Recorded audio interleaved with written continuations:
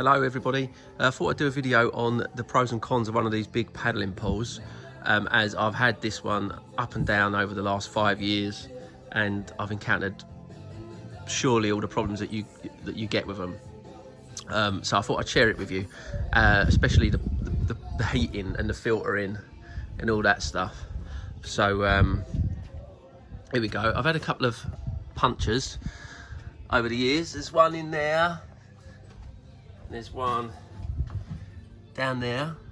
That is just a normal bike puncture repair kit on the inside, so that the pressure of the water pushes it onto the fabric more. So that's, you don't want to, if you did it on the outside, it wouldn't hold nothing. Make sure when you're filling it up, you keep nudging these out, because otherwise you're going to get these bulges like I've actually got there. I forgot to do that, but it's no drama, that. Right, what else have we got? Right, round here, basically the water comes out of that into this pump and filter, which is supposed to clean a bit of the water. It kind of doesn't do a lot of that, but it does take a bit of dirt out of the water. It pumps it out of that into the heater, and then out of the heater back into the pool, which is up higher like that. You can see it pumping out there. I've actually got 2 heaters here, even though only this one's turned on.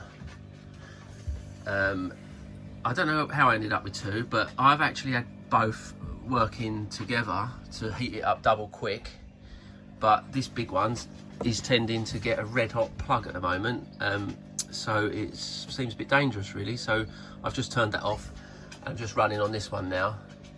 If you're just running on just one heater, which obviously most people are, a pool of this size is going to take 24 hours to change temperature. When you put the water in out of the tap, it's about 15 degrees. After 24 hours, you might get it up to, let's have a look. You might get it up to 20, what are we on? 28? It's quite nice. It's quite nice actually. But you have to leave it on all night. And the pain with it is you cannot plug them heaters into an extension lead, because it'll just blow the fuse. It'll just blow your fuse in your house. So you have to keep on turning it back on, and I don't know why it won't work, but I've read all the forums about this over the years, and you have to have that plugged directly into the wall socket, which means you have to have a window open if you haven't got an outdoor socket. And also with the pump as well, that could probably go into an extension, but I've got that going in straight into the wall as well. So we've got to have two windows open. Obviously the downside of that, as well as the security overnight, is you have to have your pool right close to your window or your power point.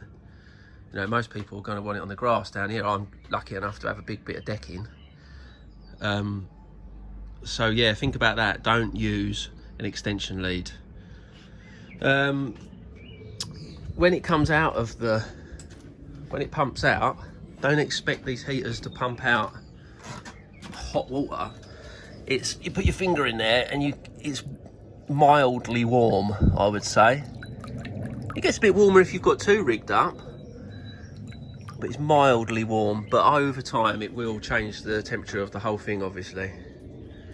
Chlorine tablet in there. You can hear it rattling around. That'll last about a week, I guess. You know, 1 tablet. So you get a bunch of them in there. That's about 20 years worth. Also, when you first put the water in, you're going to need to put clear water. Liquid. I don't know what it does really. It sorts out all of the algae from being created and all that green slippery stuff. So you just put a squirt of that in. The instructions are on the bottle, and then you top it up weekly. These are the filters which are in the pump filter, the filter pump. One of them gets dirty like this in about 2 days. But to be honest, you have to empty them. I end up emptying it every 2 or 3 days, because you can't, no matter what you do by treating the water, it still tends to get dirty and slimy on the bottom. So you never end up keeping the same water in for that long anyway, even when you put the cover on it overnight. When you drain it, it's got the drain plug there. She's about 1/2 foot up from the bottom. So once it's all drained out, it just drains straight on this decking down the gap for me. You've still got a 1/2 ton of water in it. So I put a piece of hose on the bottom with a brick holding it to the bottom, trail it up over that down onto the grass, give it a suck to siphon, start the siphoning, and that will drain it mostly from the very bottom. But then you can't really clean it without having it 100% empty.